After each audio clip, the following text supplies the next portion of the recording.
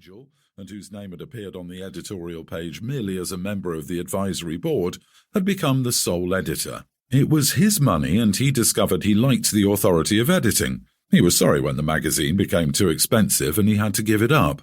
By that time, though, he had other things to worry about. He'd been taken in hand by a lady who hoped to rise with the magazine. She was very forceful, and Cohn never had a chance of not being taken in hand. Also, he was sure that he loved her. When this lady saw that the magazine was not going to rise, she became a little disgusted with Cohn and decided that she might as well get what there was to get while there was still something available. So she urged that they go to Europe, where Cohn could write. They came to Europe, where the lady had been educated, and stayed 3 years. During these 3 years, the first spent in travel, the last 2 in Paris, Robert Cohn had 2 friends, Braddock's and myself.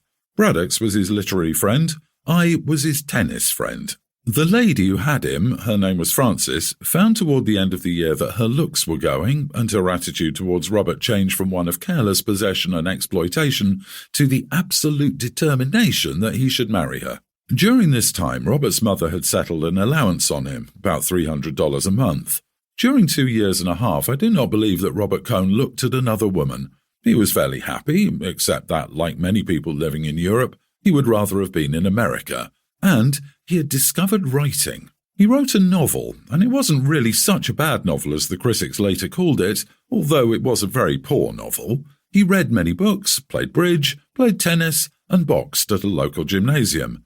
I first became aware of his lady's attitude towards him one night after the 3 of us had dined together. We dined at Lavenue's and afterward went to the Café de Versailles for coffee. We had several fines after the coffee and I said I must be going. Cohn had been talking about the 2 of us going off somewhere on a weekend trip. He wanted to get out of town and get in a good walk. I suggested we fly to Strasbourg and walk up to Saint-Odile or somewhere or other in Alsace.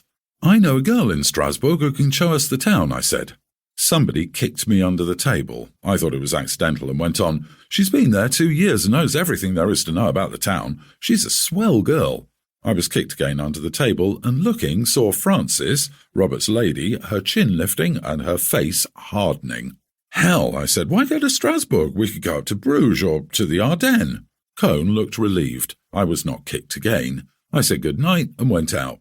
Cohn said he wanted to buy a paper and would walk to the corner with me. "For God's sake," he said, "why did you say that about that girl in Strasbourg for? Didn't you see Frances?" "No, why should I? If I know an American girl that lives in Strasbourg, what the hell is it to Frances?" "It doesn't make any difference. Any girl. I couldn't go, that would be all." "Don't be silly. You don't know Frances. Any girl at all. Didn't you see the way she looked?" "Oh well," I said, "let's go to Senlis." "Don't get sore." "I'm not sore. Senlis is a good place and we can stay at the Grand Surf and take a hike in the woods and come home." "Good, that'll be fine." "Well, I'll see you tomorrow at the courts," I said. "Good night, Jake," he said, and started back to the cafe. "You forgot to get your paper," I said. "That's so." He walked with me up to the kiosk at the corner. "You're not sore, are you, Jake?" He turned with the paper in his hand. "No, why should I be?" "See you at tennis," he said. I watched him walk back to the cafe holding his paper. I rather liked him, and evidently she led him quite a life. Chapter 2. That winter, Robert Cohn went over to America with his novel, and it was accepted by a fairly good publisher. His going made an awful row, I heard, and I think that was where Frances lost him, because several women were nice to him in New York, and when he came back he was quite changed.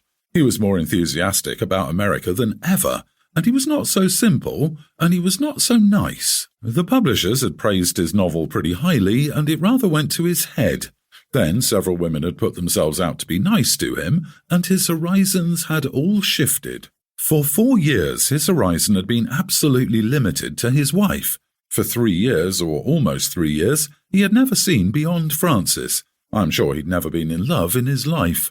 He'd married on the rebound from the rotten time he had in college, and Frances took him on the rebound from his discovery that he had not been everything to his first wife. He was not in love yet, but he realized that he was an attractive quantity to women, and that the fact of a woman caring for him and wanting to live with him was not simply a divine miracle. This changed him so that he was not so pleasant to have around. Also, playing for higher stakes than he could afford in some rather steep bridge games with his New York connections, he had held cards and won several $100s. It made him rather vain of his bridge game, and he talked several times of how